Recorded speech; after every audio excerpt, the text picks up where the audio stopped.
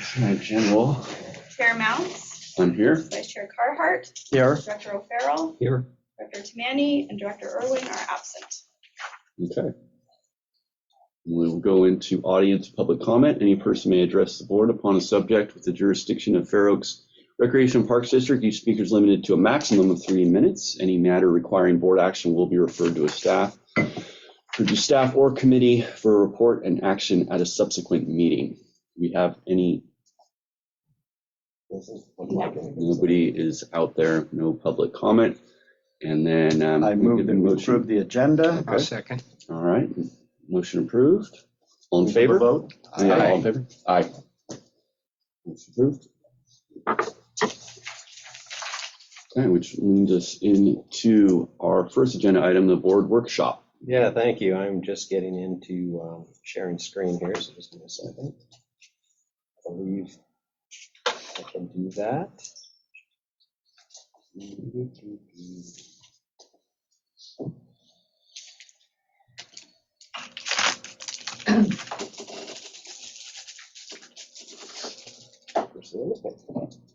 Well, thank you. What we're going to go over this meeting, and we are missing a couple of members, and you may want to revisit this later. It's all up to you, of course, on how this happens. But this is your opportunity to give us your input in regards to what we would like to see in Phoenix Park in that open space. I'm going to show you a few ideas here on the big picture. What I want to preference all this with, though, is the fact that we're looking for your input for these large items, direction, not necessarily specifics, like put the parking right here. Now, parking, I'm sure, will be one of the elements that you want in Phoenix Park, and that's what we need to hear.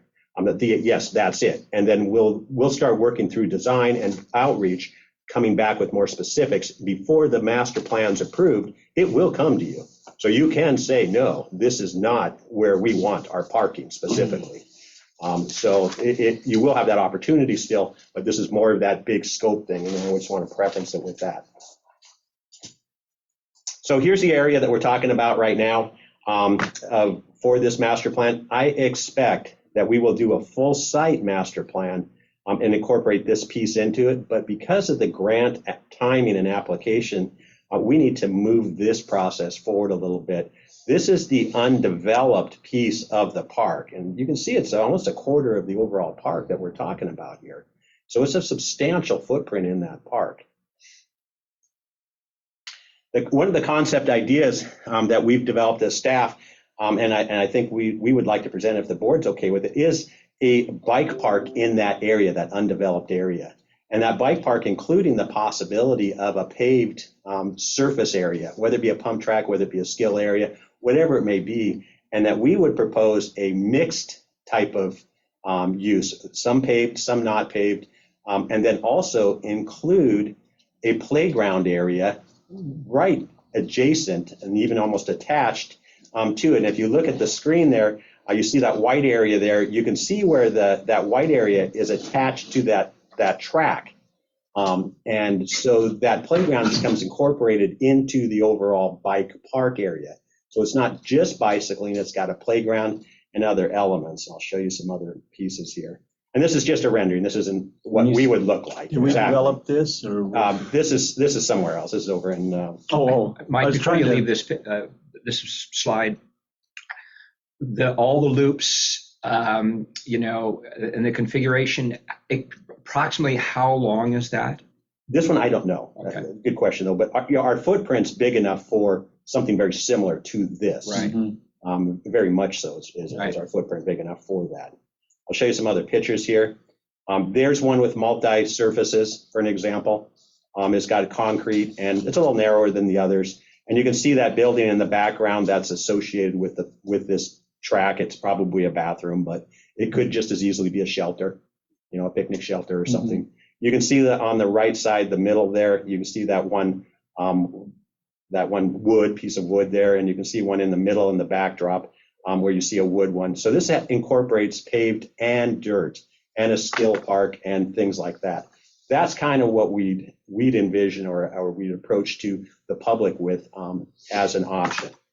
Now, when you say mixed use, does that mean Well, okay, so. There you go, yeah. Yeah. And this would be something, Scooters, skateboards, bikes, wheelchairs, anything. you know, that's- hand bikes, you know, things like that, that right now we aren't servicing, Mhm. you know, and yet we can do that. And I believe we can do both. I believe we can have the dirt element and an element like this that is usable by all abilities. But I'm assuming no e-bikes, no big wheel.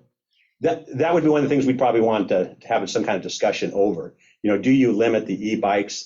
There's a lot of discussion around that with folks that have mobility issues maybe that could still utilize our facilities. You know, I just see we're in one of the in CPRS newsletter. They're banning Yeah. them in. I can't remember if it is San Mateo County or wherever Yeah. it is. And then other areas are Yeah. embracing them. Right. So it's about a 50-50 is what I've seen so far. Are there examples of or bringing in like an actual skate park as well? Like Yeah, as I'm an thinking the same offshoot, thing, because yeah. if we're going to spend the money or consider spending the money on all this pavement, it would be nice to have like a decent little skate park too. I Like, was thinking along the same lines there, that that would be an additional or add-on use. yeah, We'd have to find out if there's a need over in that end of town, but yeah, it's a logical thing with that much space to also have a separate skate park area. Right. And you can see this picture here, if you'll look where that red line is, that's actually almost a bowl. it looks like it. Yeah, it's not quite, because I have other renderings of this park or pictures of this park. And there's the video of this on its opening, you do see the skaters in there. Yeah. So- They're in there. So I like the So- whole concept of this very much, but two questions. One, we have soil issues out there. Would we be able to do this kind of development without having problems with the soil? And two, what are we going to throw out there as our available funding, our realistic funding for whatever is selected as the use? Yeah, let's hit that soil thing. It isn't one of the slides here. Here's the report that you commissioned October 31st, 2019 for the park there. And it says, based on our field investigation, the site currently supports approximately 4 to 6 feet of undocumented fill. That approximated area of undocumented fill should be removed to fully expose firm, undisturbed native materials as identified by our representative. Undocumented fill depths likely will vary across the site. We recommend construction bid documents contain a unit price to compensate for the variation. So yes, we have a cost. So two things about the soil. One, we have a little history. We visually, or at least some of our staff has seen what was there before, we had the Hazel Avenue soil brought in. So, we have a little bit of knowledge. We have knowledge of what the Fair Oaks, Whitney Fine Sandy Loam is. So what our experts, would they come in and do like borings? We already done the coring. Okay. So that you paid for that in 2019. And that was based on the softball. So Right. it's some modifications, but reality is what we're talking about, footings, some pavement, Yeah. it's very similar. Not a lot of difference in So I- terms of weight. We're not putting a parking lot on top, for example. Right. I can't imagine the weights and the uses here. I mean, there might be some subsidence that would mess up some pavement or something, but if Yeah. we put any structures on ground that we know that hasn't been Suspect, filled, yeah. then we could probably, not have some major issues. Right. So the approach here, and we'll kind of get to that, but it's part of your agenda as well, is that we would like to go to federal appropriation funds Uh-huh. to stabilize this surface area Okay. and get that as one of our applications out there. We're probably close to $1 million in terms of trying to stabilize that soil. It was a $600,000+ estimation last time in 2019. That was for structures. That was for the softball fields. Yeah, but there's a lot of structures engaged in that. Yeah. This, I can imagine with the track, it's mostly just pavement. It's all Yeah, and the playground. without a whole lot of weight. And we're still getting our equipment up there, on Yeah. that area. So you're putting equipment up there to put that surface in, whatever that surface looks like. Right. And that's one thing they called out in the report as well, saying you got to be cognizant of the fact that you're going to be bringing heavy equipment on top of that prior to stabilization. Yeah, and that would help compact it to start Yeah. with. So by the time you Should. pave, you're your risk is probably relatively low. What I'm just saying is I'd hate to spend $1 million on soil prep if we had a low risk of future damage to whatever we put there. And as long as it's just paved surfaces, and we're not planning on heavy vehicles on these paved surfaces in the future. If you can get a grant for it, great. Right, and that would be our intent, is to go that route, because I don't know where we're going to get that extra, $1 million Right. to make that happen. Well, if we couldn't, we might take a risk and make a dirt or decomposed granite park. I very much like this idea. I've been a big proponent of this because I was a kid that loved to play in empty lots, and ride bikes and do all of that. So this is something I think we're lacking, as well as the idea of a skate park too, an additional skate park. That's a good location. This may alleviate our need to replace one at Fair Oaks Park. I don't know. Could be. Yeah, well, that would be sort of the goal. Yeah. One other thought I wanted to throw in here is I've always felt we could have little parking bays off of that Serpentine Road in from Sunset. I'd hope that our outreach on this could look beyond just the boundaries of this empty site for the necessary parking, because I think we can get a lot of parking in there very minimal, relatively minimal cost and feasible. Yeah, and some of our early work that we did on this project includes some nose-in parking, on that perimeter. Yeah. So I suspect through the outreach, again, that's going to show up in the outreach, that there'll be some additional parking besides the one off of by the gardens. Yeah, it's fairly easy to do 90-degree parking in there, and we've got all that peripheral area of the park that's terribly underutilized. Yeah. A lot of lawn, a lot of stuff. And that doesn't nobody have uses. the compaction issues that we're talking about with that larger area up on top. Right. So, now here's again some more mixed stuff, very similar to our park, the one on the left, and the one on the right on the jump lines that are out there currently. So continuing those processes with that, with the project, and then including a playground that matches the adventure, whatever that playground looks like.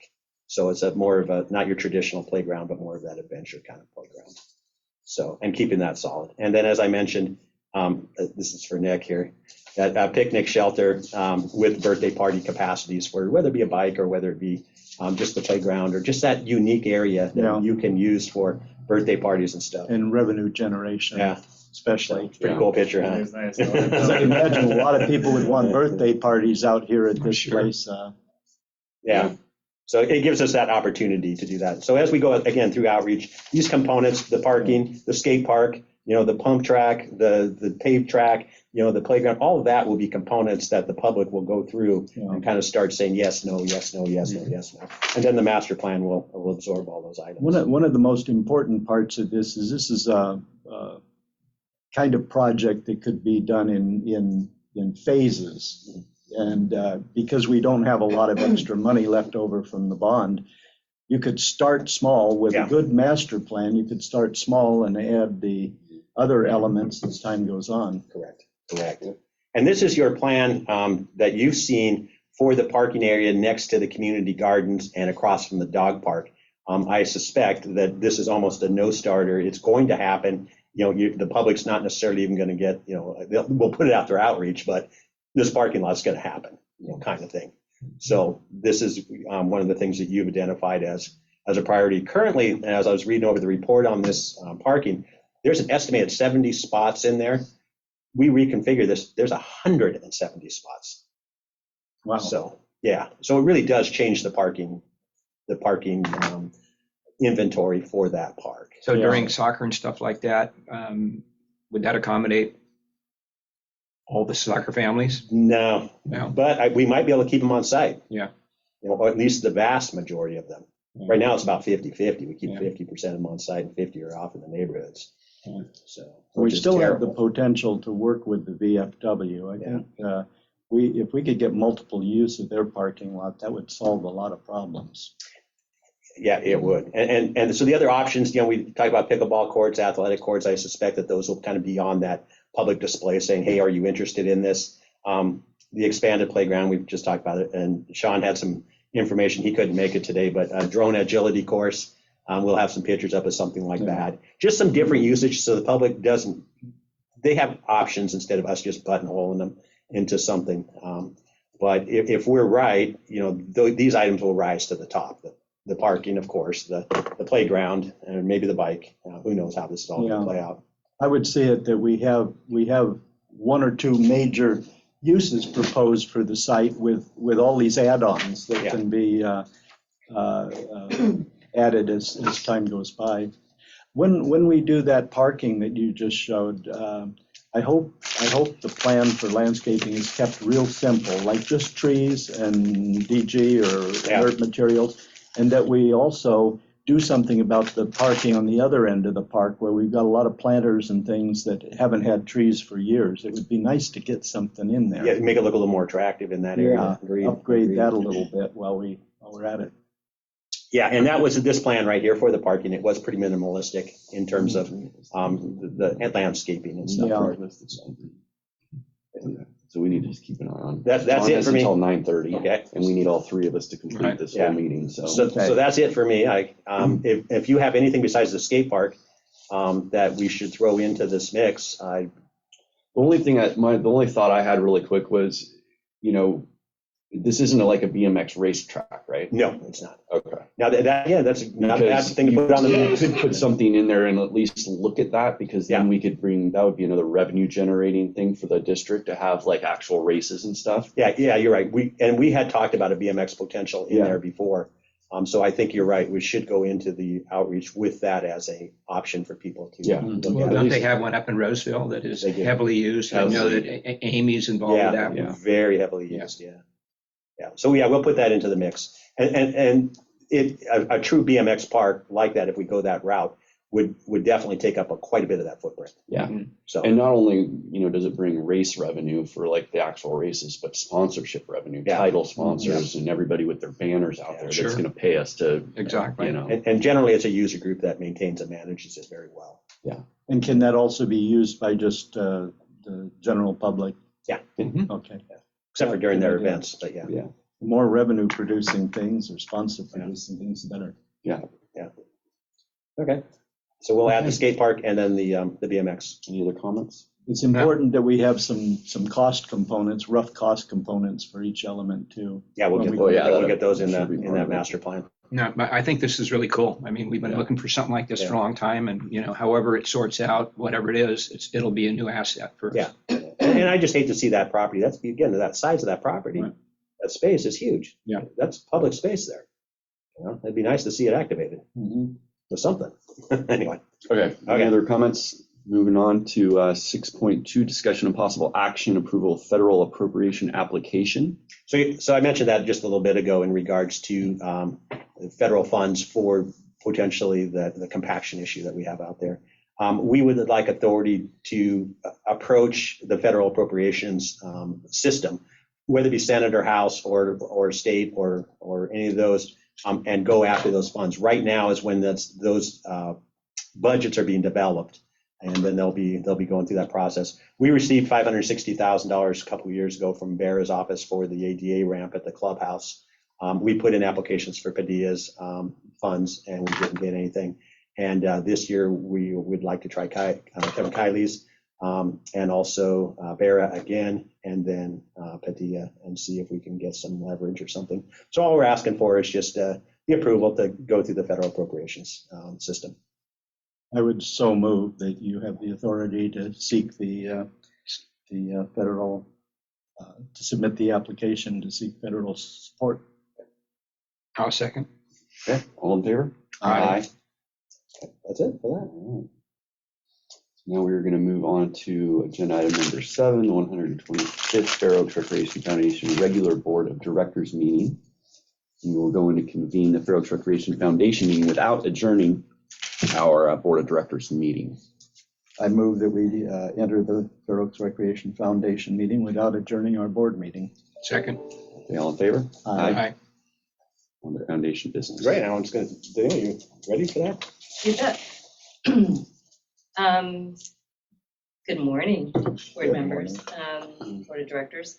Danielle Whitmore, Arts and Entertainment Manager. You have a staff report in front of you with a request to approve an application to the Sacramento TOT Transient and Occupancy Tax Grant, which is due on Monday the 13th. We would like to approach this grant and apply for much needed chairs and chair risers for the black box. We estimate those, the retail price of those is $164,000. This would help offset the costs. We can apply for up to $50,000 on the TOT grant. From my research, it looks like that the TOT grants come in about the area of 25 to 30,000. So, but any additional help we can get to help offset that cost would be appreciated. We do need to use the foundation to apply for this. They're very specific. They want a 501c3, so we need to make our case as the foundation continues to be an arm to support the district work. There's about $1 million in TOT funding. This is all generated through Sac County, and the Sac County supervisors, there's a panel that will review the grant applications and get back to us. The money needs to be expended by February of 2024. Any questions about the? So we'd be seeking 50,000 from We them. would be asking 50,000, yes. It seems that we have some community partners that could be great allies in this, the Rotary, the Chamber, and others. We should reach out to them to see if they would, add to our submittal. Absolutely. Well, we won't even know about it until the county budget hearings this summer. And so we can line Letters of those, support, yeah. all those folks up, either in person or letters of support. That's pretty low-hanging fruit stuff. They do provide opportunity for letters of support, and I have a draft ready, but I certainly could reach out to the heads of Rotary and a couple of other partners to ask Chamber, them to FOBAC, and all the offer those. usual suspects. Pardon me? The Chamber, the Rotary, The all the usual usual suspects. suspects. Yeah. Absolutely. Theater Festival. Excellent. Move, do we need move to approve? Mhm. Move to approve. Second. Application, TOT application of $50,000 to offset the cost of chairs for the black box. Chairs and risers. Yes. Yeah, second. Okay, all in favor? Aye. Thank you. Just a question, the risers, these are the fold-up bleachers that are at the side? Is that what Correct. it is? They're actually called Top chair ones. risers. So they're wider and longer, so they can actually accommodate a chair. They're So you can steps, put it- basically. They're big Yeah. risers. They're not like the bleachers you would see in a football field, And they right? fold up out of the way. They do. Beautiful. They're really fabulous. Right. Okay. I guess I can go ahead and make the motion to adjourn the Fair Oaks Recreation Foundation meeting Thank and you. reconvene the Park District Board of Directors meeting. Second. Got it. Sorry. Oh, you got it. All in favor? Aye. Aye. And that just brings us to a motion to adjourn. I move we adjourn to the regular meeting of March 15th, 2023 at 6 p.m. Second. All right, all in favor? Aye. Cool. Excellent. Nice job. Got you out of here.